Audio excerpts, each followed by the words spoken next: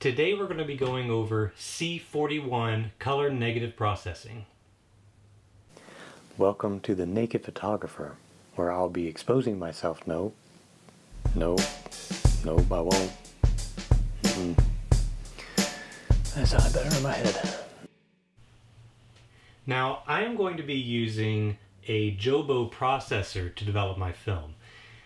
This machine will agitate the film constantly, as well as keep my chemicals at a constant temperature of 100 degrees Fahrenheit, or about 38 degrees Celsius, which is the really recommended temperature for color negative film. You don't want to deviate from that if you can help it. You will get color crossover that's very hard to fix in the darkroom. It's a little easier to fix in Photoshop, but if you can avoid it altogether, really you want to process at that temperature. There are some kits out there that do give temperatures much lower than that with extended development times. You really don't want to do that. We'll go over the problems associated with that in another video. But if you don't have a Jobo processor, don't worry, you're not left out of this. Really, all you need is something to keep your chemicals at a constant temperature, 38 degrees Celsius, 100 Fahrenheit.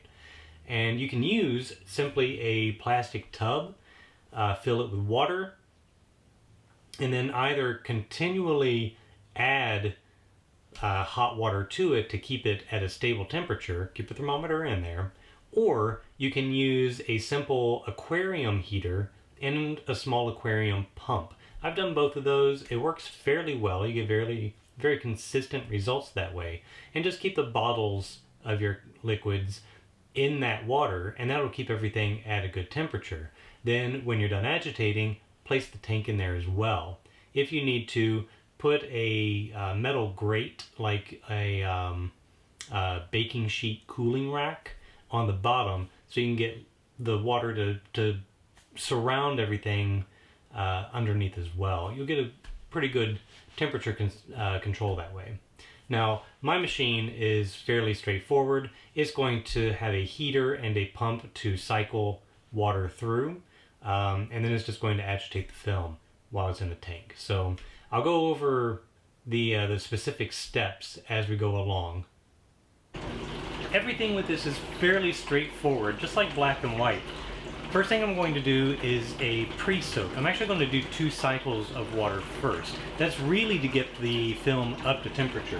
It's currently cycling in the water bath, but inside the tank may be cooler than the actual water. So 2 cycles of 100 degree Fahrenheit water will definitely get the film pre-soaked and up to temperature. Once I'm done with that, I'm going to put in the developer.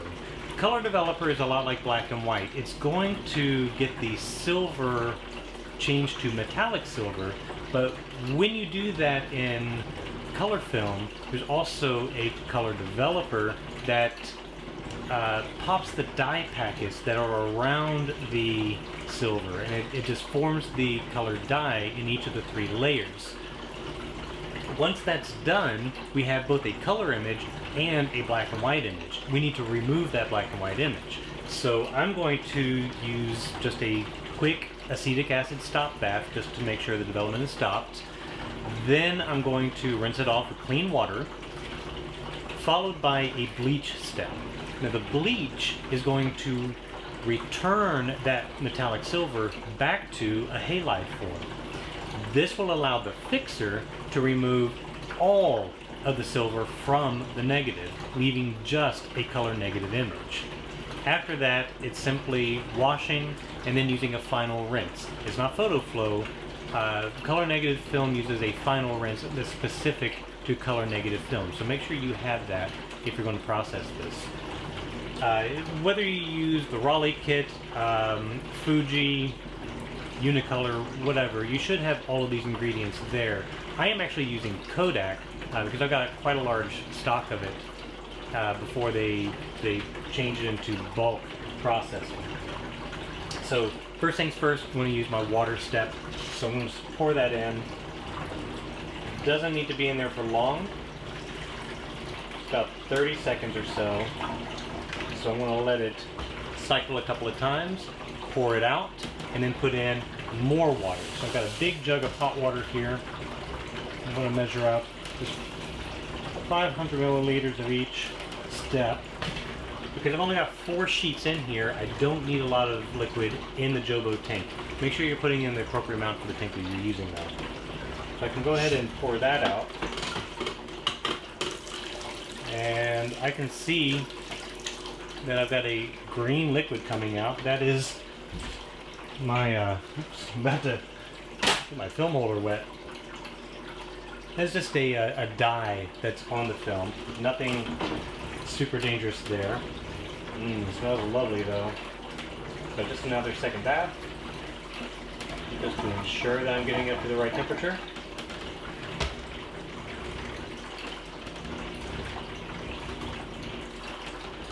Now I'm going to go ahead and set my timer for the development step while it's doing the water. And that is 3 minutes and 15 seconds. It's a very short development time compared to black and white. Most of that has to do with the temperature. But all color negative film and all color developers have the same development time. 3 minutes and 15 seconds. So pour that out. And I've got my developer ready. You'll know it's ready because you'll want to have the thermometer in your developer itself, not the water bath. Once the developer is up to temperature, you're ready to go. I'm going to pour that in.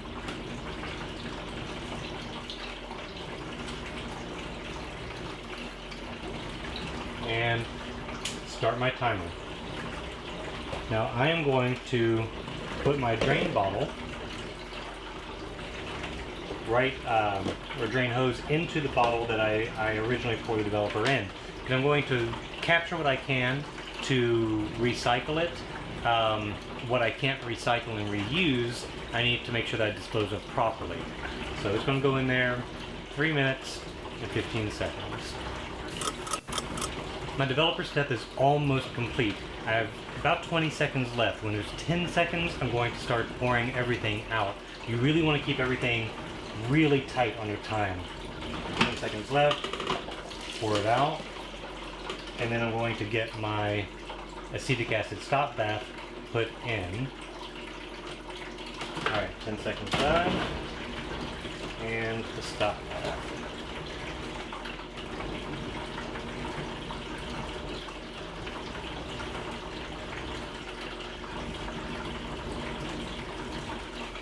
Okay, I'm going to swap my drain bottles. I do not reuse the developer. It is a one-shot use in this because it aerates the developer so much, there's too much oxygen, it starts to oxidize too much. It's not as useful. It's incredibly dark now. Okay, that's enough stop bath. Now I'm going to pour that out. You don't need to time that exactly, it's really just to neutralize any developer. In fact, if you look at the official instructions, there isn't a stop bath and rinse step. I, however, am following the advice of a Kodak engineer who has told me that if you do this, then you are less likely to carry over a lot of developer into your bleach. And since I reuse the bleach, making it last as long as possible is my goal. So I'm just going to rinse that for about 30 seconds or so, drain it, and then we'll move on to the bleach step. Now the bleach step and the fixer step both use 6 minutes and 30 seconds. That's twice as long as the developer, but exactly twice as long, so it's very easy to remember. That's enough rinse. I'll drain this out.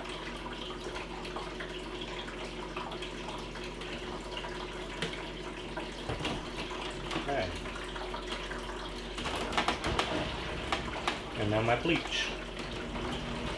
Bleach is very dark in color, don't worry about that.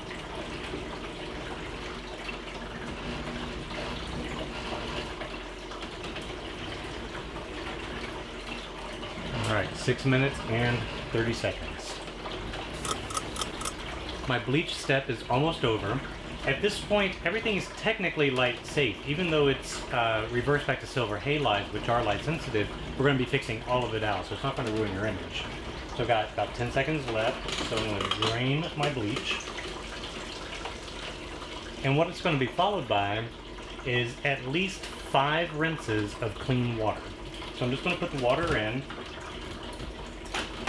I'm using the same measurement, about 500 milliliters. And I'm just going to let it cycle through for a few seconds, and then I'm going to dump it out. Alright. Number 2.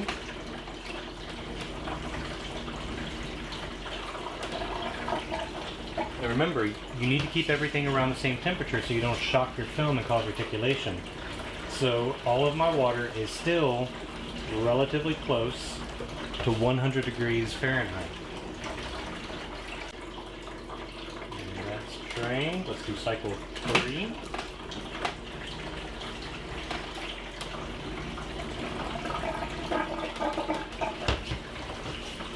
So we get 4 measured out.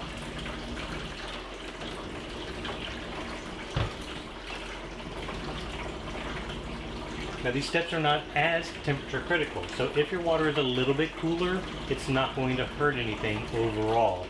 But you don't want drastic changes in temperature.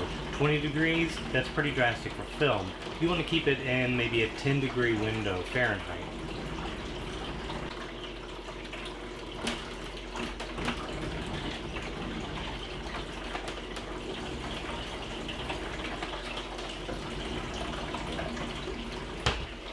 And we'll go ahead and measure out number 5.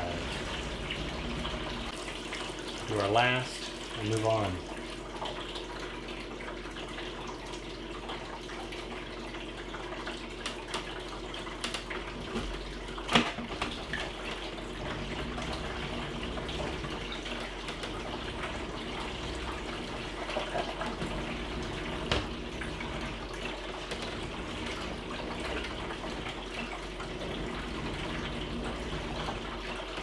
Now, if you're wondering why I'm measuring out my water and not simply going from the tap, that's because, quite frankly, I never finished building my darkroom.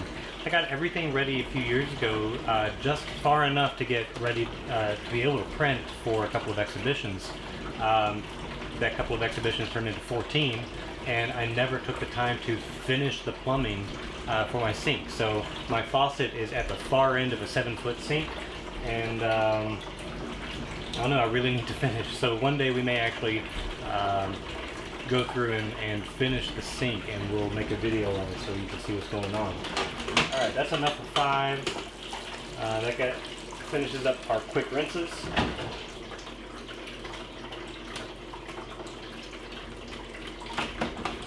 Let's pour in the fixer.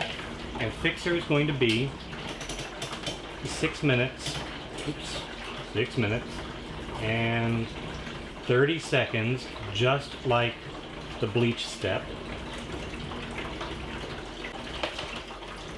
Now, while everything was bleaching, I went ahead and rinsed all of my previous measuring cups and bottles. This, however, is my used bleach solution, and I'm going to recycle this, put it back into my 2.5-gallon tank of bleach to reuse it. It can last almost forever. You just need to aerate it every now and then. You can use a regenerator after several dozen uses if need be. Otherwise, it's still good to go for a very, very long time, so it's very economical. The fixer can be used 2, maybe even 3 times before it needs to be tossed. But the developer is 1 shot, so make sure you're not keeping that. Counting down, counting down, counting down. It is late. It is almost midnight and I want to go to sleep.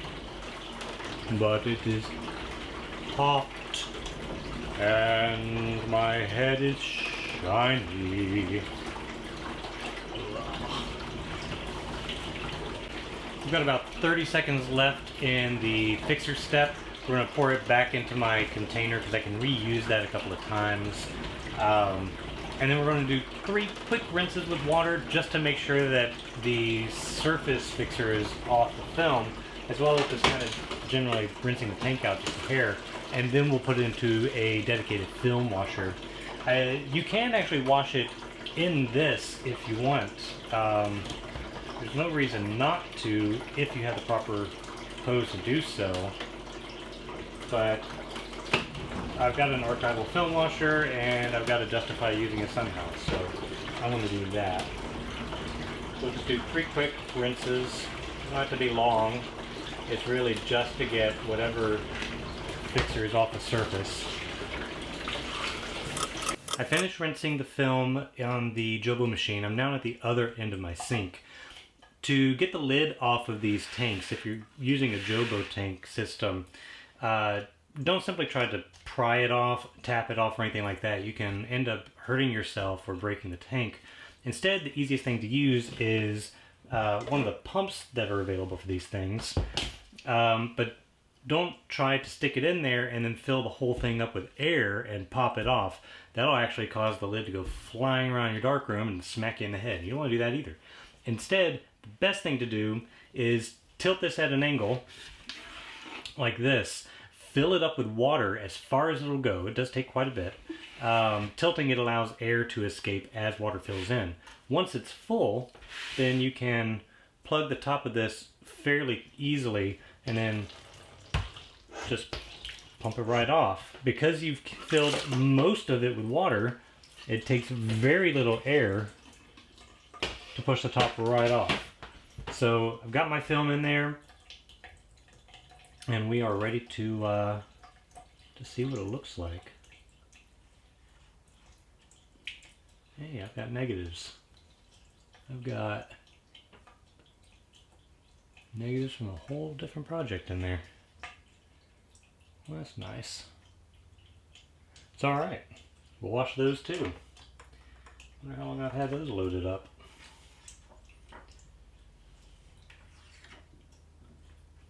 Yeah, there we go. This is a clear one. This is actually a test shot that I forgot I left in the tank.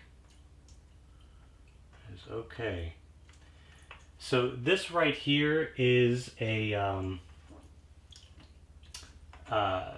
archival film washer. It's got a 4x5 basket in there. And I'm just going to load the film in it. I've got my faucet set to the 100 degrees. That's what I want to use. So looks like we've got film stuck to each other, because that was my test film that I forgot I left in there. But that is why we shot extra shots. Now the film does look kind of funky. That is actually pretty typical for color negative film. It's going to have weird colors on it until it dries. So don't worry too much about that. Alright, so we're going to wash this for a few minutes. Doesn't need to be long, 3 to 5.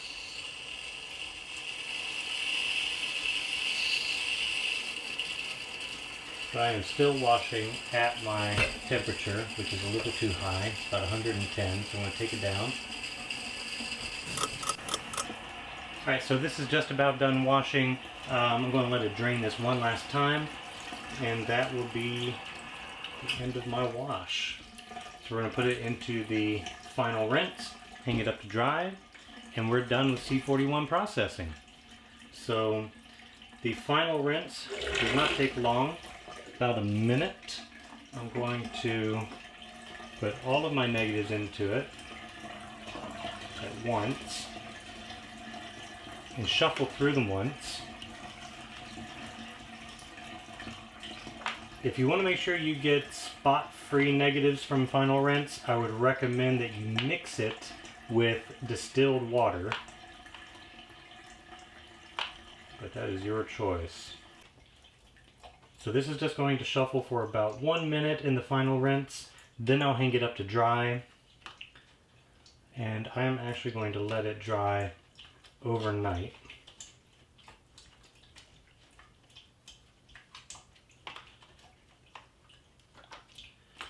Okay, there we go. So now we'll hang this up. Well, thank you all very much for joining me as I show you how to develop C41 color negative. Remember, if you don't have a Jobo machine like I do, you can still do this very easily with just a tub of temperature controlled water. And that can simply be filling it up with hot water and then refilling it as you need to keep the temperature up. Or you can get a cheap aquarium heater and a small aquarium pump and get yourself a circulating hot water system. It doesn't take a lot of equipment, it doesn't take a lot of work. Just keep everything around 100 degrees Fahrenheit or 38 degrees Celsius and keep your times as precise as possible and you'll have great success. So, thank you for joining me. Please comment, like, and subscribe to The Naked Photographer, and I will see you next time.